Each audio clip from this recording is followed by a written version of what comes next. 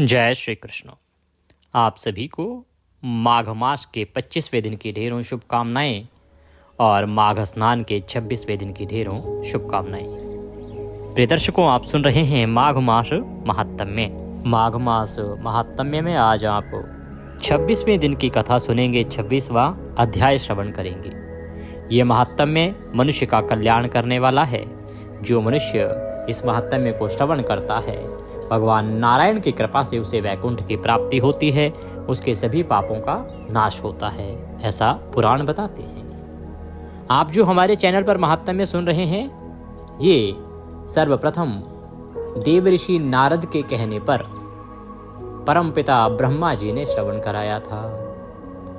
तो ये जो महात्म्य है माघ मास का, ये ब्रह्मा जी के द्वारा कहा गया है।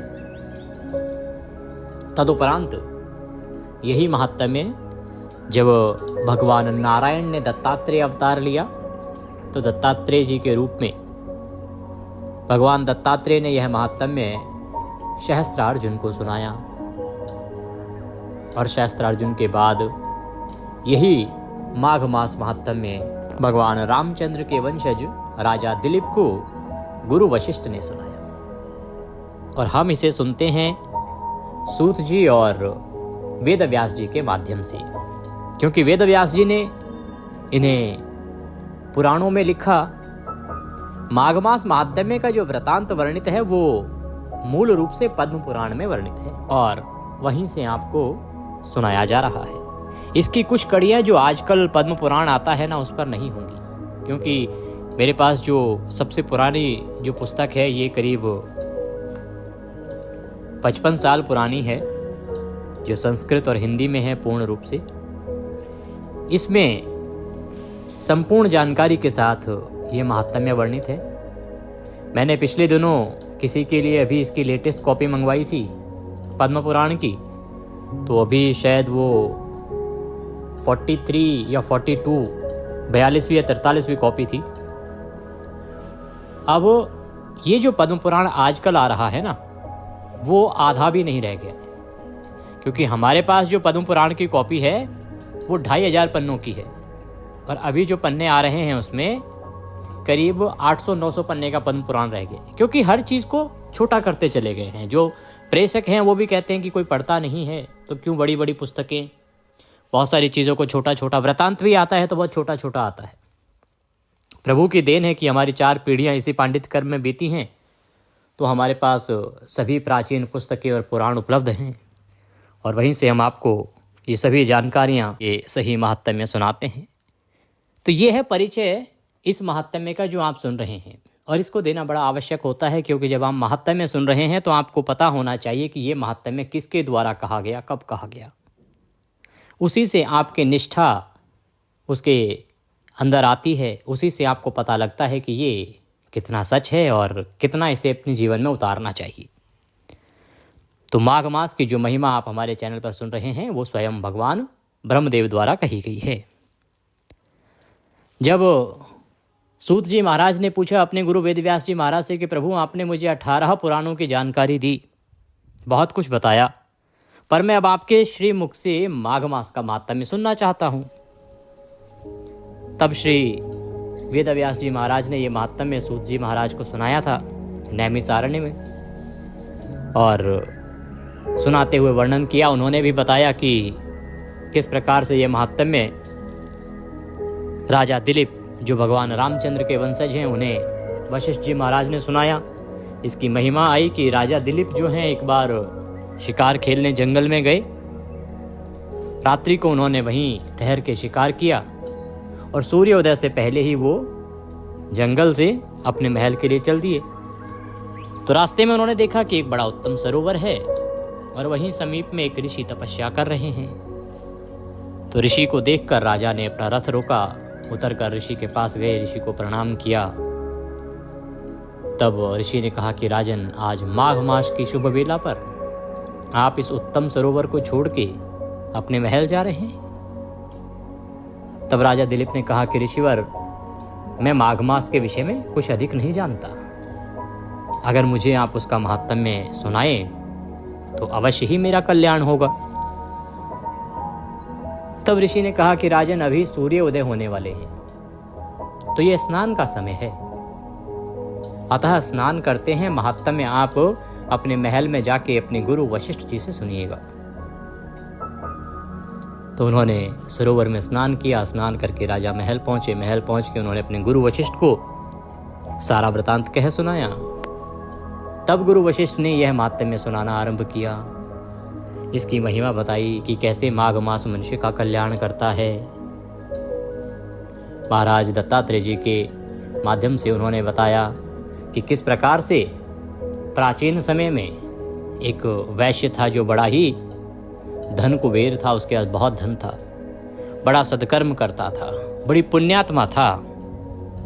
जब वह वृद्धावस्था को हुआ तो उसने अपने पुत्रों को सब सौंप दिया और स्वयं वन को चला गया और प्रभु की भक्ति करते हुए वैकुंठ को गया।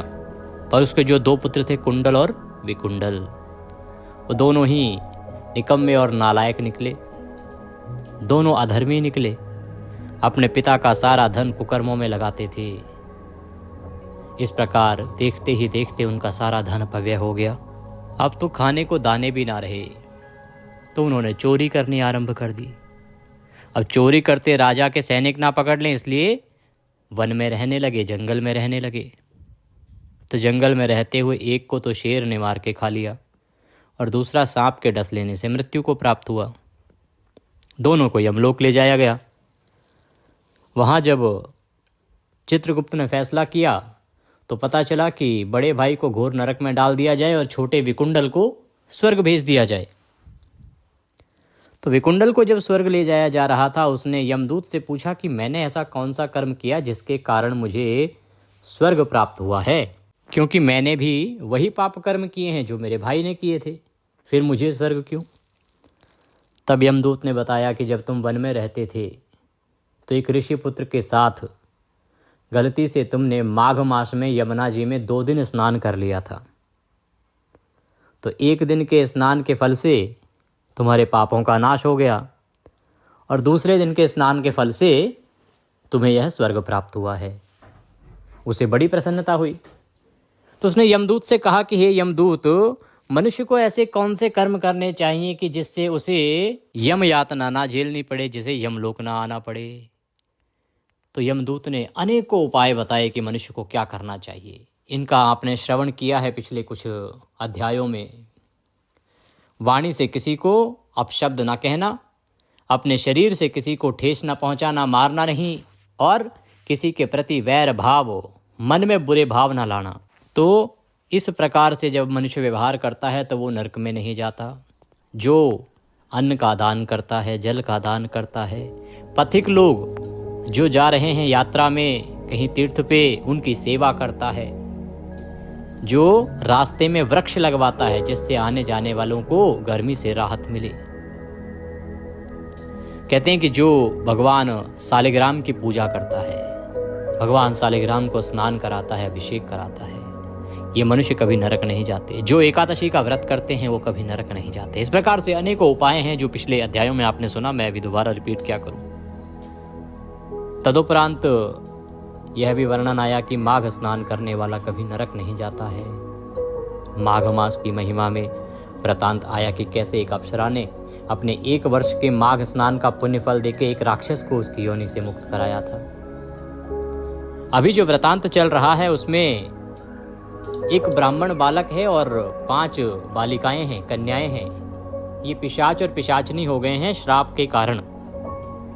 उनको श्राप से मुक्त कराने के लिए ऋषि लोमस वहां पहुंचे हैं। ऋषि लोमस जो हैं कहते हैं कि मैं इन्हें माघ स्नान के पुण्य फल से इस श्राप से मुक्त कराऊंगा। तब वो उन्हें एक वृतांत सुनाते हैं। पिशाच मोचन वृतांत है जो अभी चल रहा है कि किस प्रकार से एक पिशाच की मुक्ति हुई थी। इसमें वर्णन आया कि एक राजा था, वह कुमार्गी हो गया और विष्णुद्रोही हो गया। कुछ पाखंडियों के बहकावे में आके उसने ये कहना शुरू कर दिया कि शिव ही सब कुछ हैं और जो शिव का भक्त है उसे विष्णु को नहीं पूजना चाहिए। बाद में वो नरक में गया, घोर यातनाएं उसे प्राप्त हुई। तदुपरांत वह माघ स्नान के फल से किस प्रकार से मुक्त होने के लिए भटक रहा है। तब उसे एक ब्राह्मण मिलते हैं जो उसे मुक्ति का मार्ग बता रहे हैं कि माघ स्नान करने से तुम्हारी मुक्ति होगी। जिस प्रकार से केरल प्रदेश के जो ब्राह्मण थे उनकी प्रेत योनि से मुक्ति हुई थी। तो पिशाच ने कहा कि भगवान, वो जो केरल के ब्राह्मण थे वो किस प्रकार से प्रेत बने थे और कैसे उनकी मुक्ति हुई थी, वो विस्तार से कहिए। तो ब्राह्मण देवद्युति कहने लगे कि उसके बंधुओं ने उसकी भूमि छीन ली थी। वो बड़ा निर्धन था, उसने भी जीवन में कोई सदकर्म नहीं किया था और समय आने पर उसकी मृत्यु हो गई। अब जीवन में कभी कोई सदकर्म ना करने के कारण, और क्योंकि जब उसकी मृत्यु हुई ऐसे निर्जन वन में था जहाँ किसी ने उसे देखा ही नहीं, तो इसीलिए उसकी ऊर्ध्वदैहिक क्रिया नहीं हो पाई, अंतिम संस्कार नहीं हो पाया, इस कारण से वो प्रेत बना। फिर यह प्रेत का वृतांत आया कि कैसे उस प्रेत की मुक्ति हुई। वो यहाँ वहाँ भटकता रहा। भटकते भटकते एक बार वह ऊंचे पर्वत पर बैठा था। उसने पर्वत पर बैठे बैठे देखा कि एक पथिक 2 गगरियों में त्रिवेणी का जल लिए जा रहा है। वो तुरंत ही दौड़ा और उस पथिक के सामने जाके खड़ा हो गया और बोला कि इस गगरी का जो जल है मुझको पिलाओ, नहीं तो मैं तुम्हारे प्राण ले लूंगा। तो उस पथिक ने पूछा कि तुम कौन हो और तुम पृथ्वी को स्पर्श करके क्यों नहीं चलते, हवा में क्यों चलते हो। तो फिर उसने अपना प्रेत बनने का, पिशाच बनने का कारण बताया। कहा कि मैं एक अत्यंत लोभी ब्राह्मण था, मैंने कभी दान नहीं किया था, प्यासे प्राणियों की कभी मैंने सेवा नहीं की, जल नहीं पिलाया, अंधों वृद्धों अनाथों को कभी किसी को संतुष्ट नहीं किया, इस कारण से मैं प्रेत हुआ। तो इस प्रकार से वो अपनी मुक्ति का मार्ग ढूंढ रहा है। इससे आगे का वृतांत हम अब श्रवण करेंगे। आपसे निवेदन है कि ये पवित्र माघ मास के महात्म्य का वीडियो है तो कृपया इसे एक बार लाइक अवश्य कर दीजिएगा और परमेश्वर वासुदेव की कृपा प्राप्त करने के लिए कमेंट बॉक्स में अवश्य लिखिएगा जय श्री हरि या ओम नमो भगवते वासुदेवाय। आप देख रहे हैं देवभूमि ज्योतिष संस्थान का प्रतिष्ठित यूट्यूब चैनल देवभूमि धार्मिक। हम यहाँ पर सभी व्रत और त्योहारों की सही शास्त्रीय जानकारी प्रदान करते हैं। ज्योतिष शास्त्र और पंचांग के आधार पर आपको बताते हैं कौन सी तिथि कब है, व्रत आदि कब करना है, क्या विधि, क्या नियम और क्या गलती नहीं करनी है। यदि आप सभी व्रत और त्योहारों की सही शास्त्रीय जानकारी पाते रहना चाहते हैं तो कृपया चैनल को सब्सक्राइब कीजिए और बेल आइकन को प्रेस कीजिए। जब आप सब्सक्राइब का बटन दबाएंगे तो वहाँ एक घंटी का निशान बना हुआ आएगा, उसको अवश्य दबाइएगा, तभी आपको हमारे सारे वीडियो प्राप्त होंगे, अन्यथा आपसे जानकारी छूट जाएगी। अब आप हमारे साथ व्हाट्सएप के माध्यम से भी जुड़ सकते हैं। इसका लाभ ये होगा कि आपको सभी जानकारी सीधे मोबाइल पर आती रहेंगी। जब व्रत त्यौहार होता है तो उससे पहले हम रिमाइंडर भी देते हैं कि किस दिन कौन सा त्यौहार हो रहा है, क्या आपको सावधानी बरतनी है, तो इससे आपका कोई भी त्यौहार छूटता नहीं है। यदि आप सभी जानकारियाँ सीधे मोबाइल पर पाना चाहते हैं तो आपकी स्क्रीन पर एक नंबर आ रहा होगा 900 से, आप उस पर व्हाट्सएप मैसेज लिखिए अपना नाम और कहिए कि आपके नंबर को जोड़ दिया जाए, तो हम आपको व्हाट्सएप ग्रुप पर ऐड करेंगे और वहाँ सब वीडियो की जानकारी, सभी त्योहारों की जानकारी सीधे मोबाइल पर आपको आती रहेगी। आइए प्रिय भक्तों, अब परमात्मा वासुदेव का ध्यान करते हुए आज की कथा को आगे बढ़ाते हैं। शांताकारं भुजगशयनं पद्मनाभं सुरेशं विश्वधारं गगनसदृशं मेघवर्णं शुभांगं लक्ष्मीकान्तं कमलनयनं योगिर्विन्ध्यनगम्यं वन्दे विष्णुं भवभयहरं सर्वलोकैकनाथं। बोले विष्णु भगवान की जय। गुरुर्ब्रह्मा गुरुर्विष्णु गुरुर्देव महेश्वरः गुरुर्साक्षात् परब्रह्म तस्मै श्री गुरुवे नमः। बोले गुरुदेव महाराज की जय। या देवी सर्वभूतेषु मां सरस्वती रूपेण संस्थिता नमस्तस्यै नमस्तस्यै नमस्तस्यै नमो नमः। बोले सरस्वती महारानी की जय। बोले प्रथम पूज्य गणेश जी महाराज की जय। बोले माघ मास महात्म्य की जय। आप सभी दर्शकों को, आप सभी श्रोतागण को मेरा नमस्कार। वृतांत चल रहा है कि किस प्रकार से वह जो पिशाच है वो उस पथिक को घेर लेता है जो 2 गगरियों में जल भरकर लेके जा रहा है, और जाके कहता है कि तुम डरो मत, इस गगरी का जल मुझको पिलाओ। हाँ, अगर तुम नहीं डरोगे तो बात डरने वाली है, क्योंकि फिर मैं तुम्हारे प्राण ले लूंगा। तो वह पथिक कहने लगा कि भाई तुम बड़े दुखी हो, तुम्हारा शरीर भी बड़ा दुर्बल दिखाई देता है, एकदम नंगे हो, तुम मुरझाए हुए से हो। अरे तुम हो कौन, और तुम्हारे पैर भी इस पृथ्वी को नहीं छूते, बिना पृथ्वी को छुए ही तुम चलते हो, क्या कारण है, तुम कौन हो? जब उस पिशाच ने ये वचन सुने तो वो कहने लगा कि मेरे ऐसे होने का कारण सुनो। मैंने कभी ब्राह्मणों को दान नहीं दिया, अत्यंत लोभी, क्रियाहीन, दूसरे के अन्न से पलने वाला था। मैंने कभी किसी को भिक्षा नहीं दी, न दूसरे के दुख से दुखी हुआ। प्यासे प्राणियों को मैंने कभी जल नहीं पिलाया। मैंने कभी छाता जूता दान नहीं किया। मैंने कभी अपने घर में किसी अतिथि को ठहराकर उसका स्वागत सत्कार नहीं किया।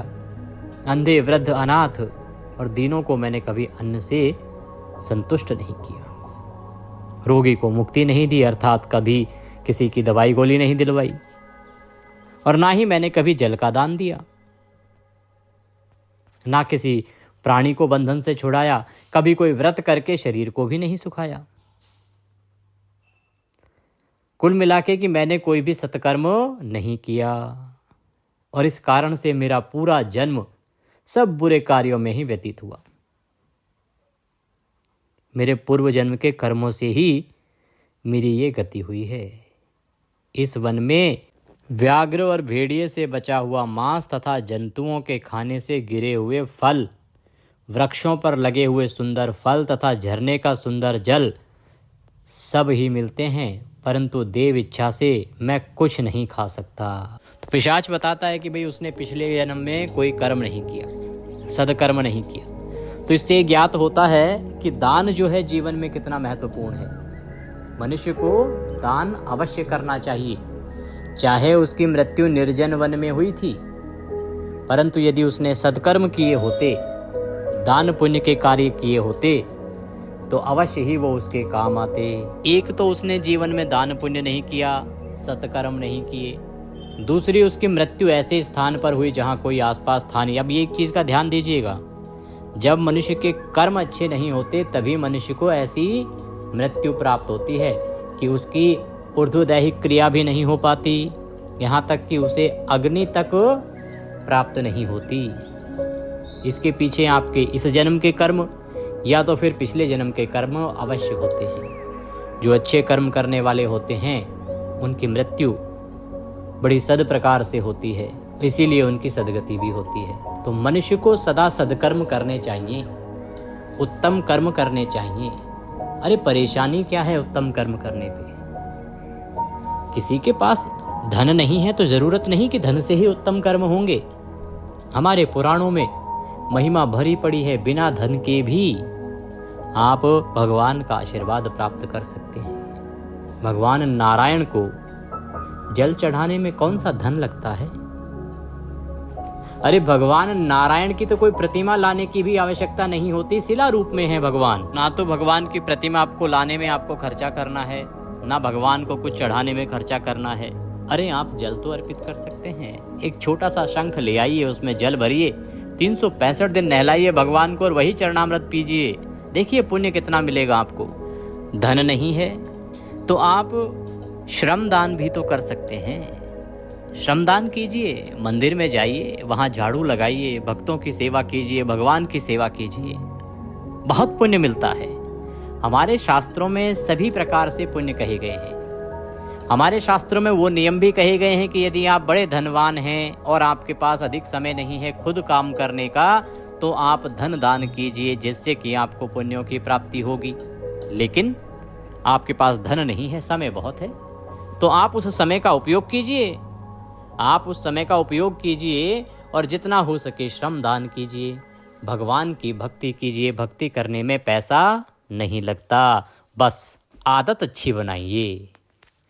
जब आप अच्छी आदत बना लेंगे, अपनी इच्छा शक्ति को जगा लेंगे कि आपको भगवान की भक्ति करनी है, तो आपको कोई पुण्य प्राप्त करने से रोक नहीं सकता।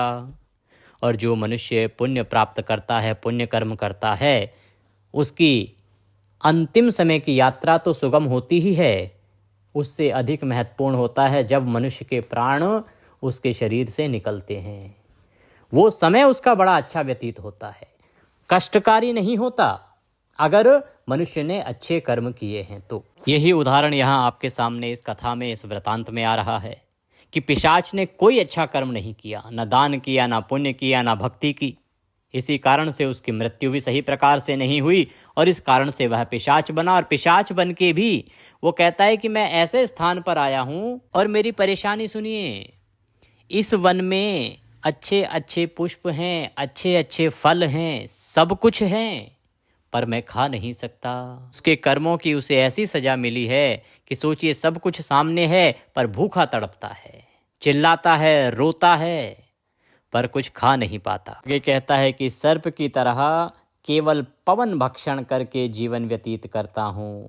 बल, बुद्धि, मंत्र, पुरुषार्थ से लाभ, हानि, सुख, दुख, विवाह, मृत्यु, जीवन, भोग, रोग तथा वियोग में केवल भाग्य ही कारण होता है। कहता है कि जैसे सर्प केवल हवा पर जीवित रहता है, वैसे ही मैं भी केवल श्वास लेकर इस वायु पर अपना जीवन निर्वाह कर रहा हूँ। कहते कि चाहे बल की बात हो, चाहे बुद्धि की बात हो, चाहे मंत्र की बात हो, चाहे पुरुषार्थ से लाभ या हानि की बात हो, चाहे सुख और दुख की बात हो, चाहे किसी के विवाह की बात हो, चाहे किसी की मृत्यु की, किसी के जीवन की और किसी के भोग या रोग की ही बात क्यों ना हो, सबका सब केवल भाग्य के कारण ही निर्धारित होता है।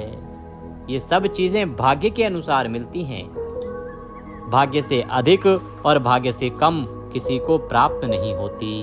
और भाग्य का निर्माण मनुष्य के कर्म से होता है। मनुष्य का कर्म जैसा होगा, उसका भाग्य वैसा ही निर्मित होगा। कर्म सदकर्म होंगे तो वह अवश्य ही भाग्यवान बनेगा, उसका भाग्य उत्तम होगा।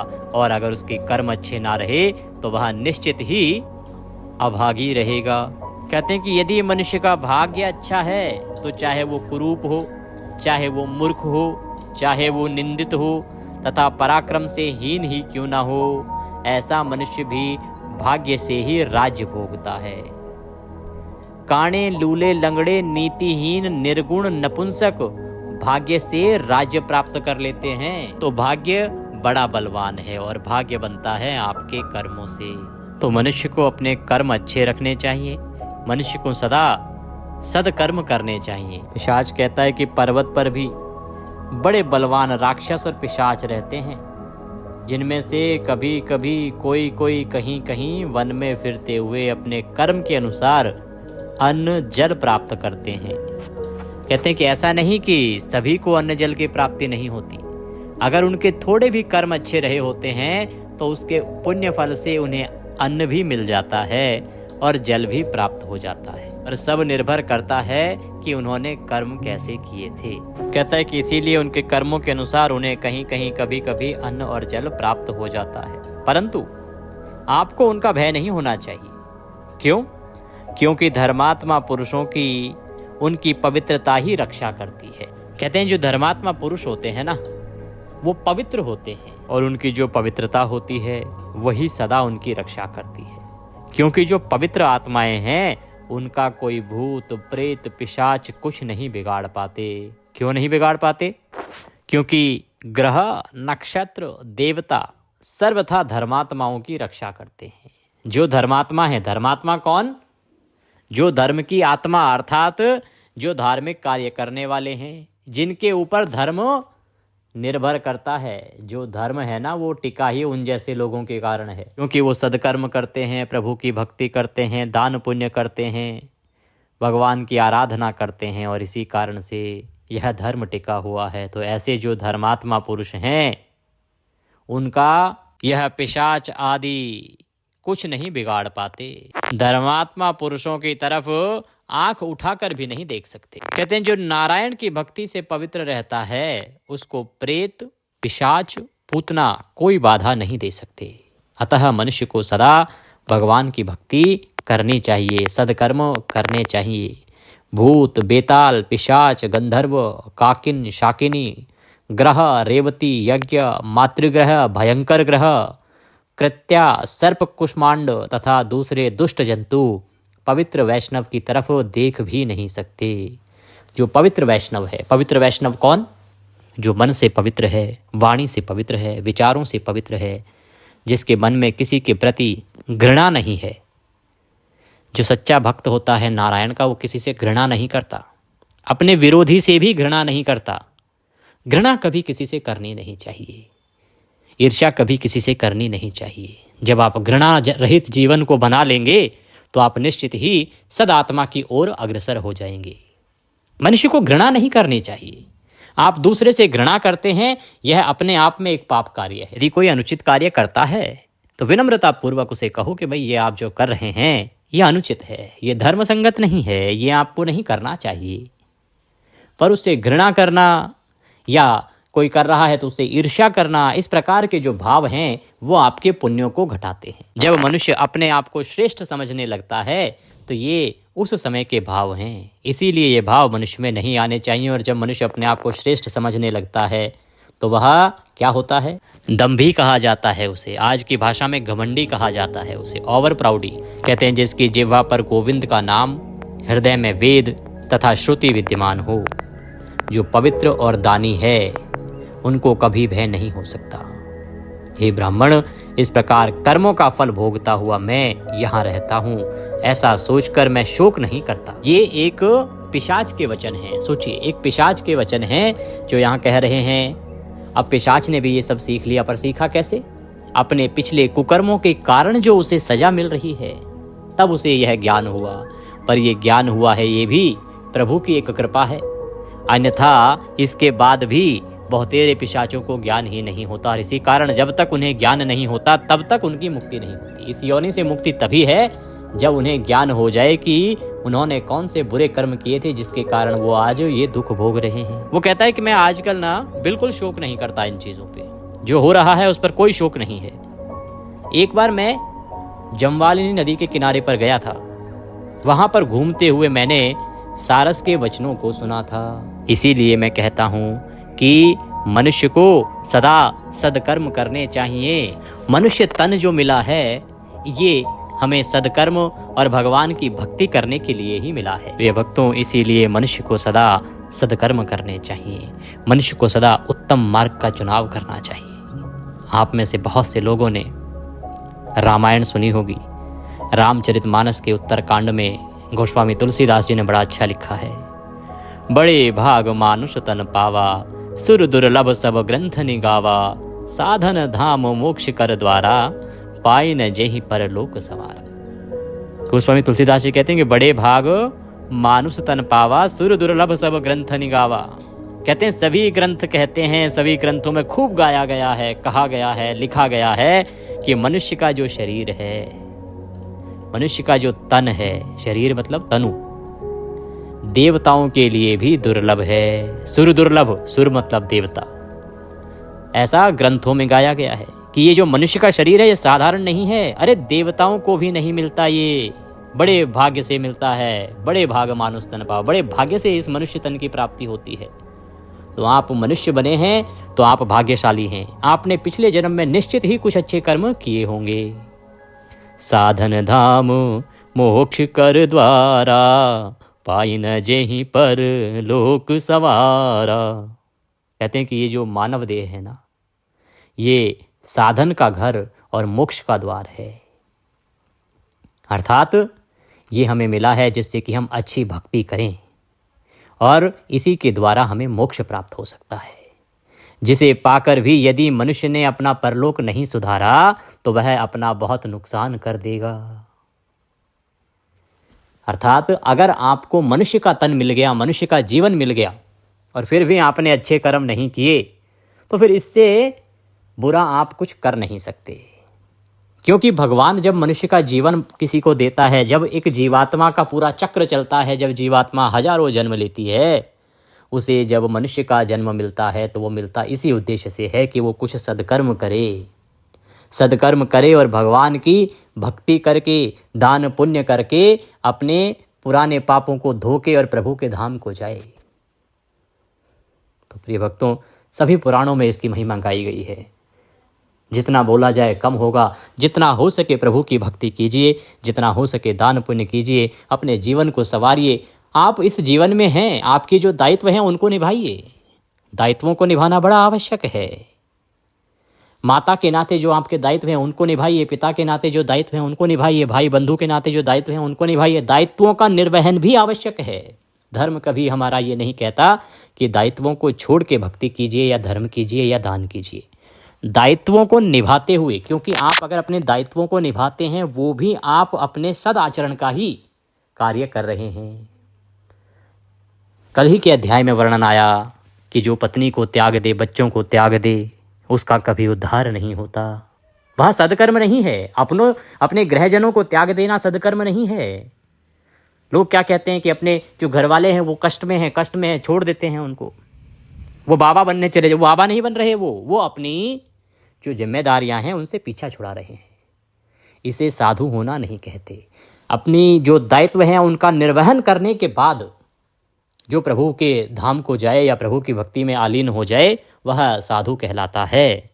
ऐसा नहीं कि आपके घर पे बोझ पड़ा काम करने का, जिम्मेदारियों का भार आया। बहुत से लोग हैं साधु बन के निकल जाते हैं और फिर वो बाद में चिलम ही लगाते हैं, इनसे ज़्यादा कुछ करते नहीं बाहर जाके। तो ऐसे मनुष्य को नहीं होना चाहिए। मनुष्य को अपने दायित्वों का निर्वाह करना चाहिए। जिसने विवाह किया है तो विवाह संबंधित जो भी उसके दायित्व हैं, चाहे अपनी पत्नी के प्रति, अपने बच्चों के प्रति, माता पिता के प्रति, समाज के प्रति, केवल अपने परिवार के प्रति आपके दायित्व नहीं होते। पुराण कहते हैं ये हमारा उत्तरदायित्व इस समाज के प्रति भी है, हमारा उत्तरदायित्व इस देश के प्रति भी है कि हम इसे क्या देके जा रहे हैं। हम केवल अपने परिवार के लिए नहीं देके जाते, हमें कुछ ऐसे कर्म भी करने चाहिए जो हमारे समाज के लिए हों, जो हमारे इस देश के लिए हों। केवल अपना सोच लेना सबसे छोटी बात है, सबसे तुच्छ। अपने परिवार का सोचना अच्छी बात है, लेकिन समाज का सोचना बहुत अच्छी बात है। सर्वोत्तम वो जो सबकी सोचे। मनुष्य का कर्तव्य है सबकी सोचना। भगवान ने इस जीवन को जब दिया है आपको, तो निर्धारित है कि आपको क्या कर्म करने चाहिए। आप इन कर्मों को नहीं करेंगे तो फिर पछताएंगे। इसीलिए जितना हो सके समाज के लिए अच्छा कीजिए, परिवार के लिए अच्छा कीजिए और भगवान की भक्ति भी साथ के साथ कीजिए। तो पिशाच कहता है कि जब मैं उस नदी के किनारे पर गया और मुझे वहां पर घूमते हुए एक सारस मिला और उस सारस ने जो मुझे वचन कहे उनको सुन के मैं परिवर्तित हुआ। बोले विष्णु भगवान की जय। इससे आगे का वृतांत कल के अध्याय में कि जो सारस मिला उस नदी के किनारे पर, उस पिशाच को उसने क्या कहा और किस प्रकार से इस पिशाच का अब आगे उद्धार होता है, यह सब वृतांत आगे के अध्याय में हम श्रवण करेंगे। प्रिय दर्शकों, एकादशी आ रही है। एकादशी आप सभी को ज्ञात होगा, वीडियो मैंने बहुत पहले अपलोड कर दिया था आपके लिए। जया एकादशी है, बड़ी महत्वपूर्ण एकादशी है। नवरात्रि समाप्त हो रही हैं, गुप्त नवरात्रि का समापन हो गया है। आज आप सभी पारण कर रहे होंगे जिन्होंने व्रत रखा था।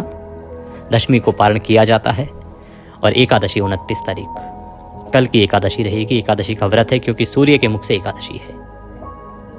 तो जितना हो सके कल सद्कर्म कीजिए, दान पुण्य कीजिए, बड़ा उत्तम रहेगा। और द्वादशी जो है वो भीष्म द्वादशी है, तो बड़ा उत्तम संयोग आ रहा है। 28, 29, 30 और 1 माघ के अंतिम दिन रह गए हैं। इनमें जितना हो सके भगवान ने खूब समय दिया है, जितना पुण्य लूट सकते हो लूट लो।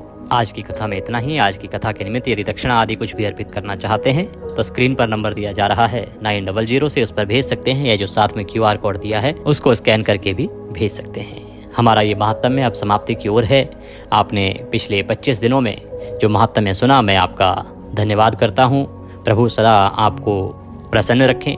आपको कैसा लगा महात्म्य, और अगर कुछ परेशानी आ रही है, कुछ और कहना चाहते हैं तो अवश्य अपने विचार व्यक्त कीजिए कमेंट के माध्यम से, जैसे कि जो सुधार करने की आवश्यकताएं हैं मैं सुधार करता हूं उन पे। क्योंकि मेरा प्रयास सदा ये रहता है कि जो हमारे दर्शक हैं वीडियो उन्हीं के अनुकूल होने चाहिए। जानकारी तो पुराणों के अनुसार हो, लेकिन वो क्या देखना चाहते हैं, किस विषय पे देखना चाहते हैं। अगर कहीं कुछ कमी लग रही है तो निश्चित ही आप कमेंट के माध्यम से बताइए या व्हाट्सएप के माध्यम से बताइए, मैं उसको ठीक करता हूँ। और जो महात्म्य आप सुन रहे हैं, जो मैं सुना रहा हूँ, वह सब कैसा लगता है, अपने विचारों को अवश्य ही कमेंट के माध्यम से लिखिए, मुझे अच्छा लगेगा जान के। और जो सुधार की आवश्यकता होगी उसको हम सुधार करेंगे। भगवान सब पर कृपा करें। जुड़े रहिएगा, अगले माह का महात्म्य भी इसी प्रकार से हम आपको श्रवण कराएंगे। हरे कृष्ण।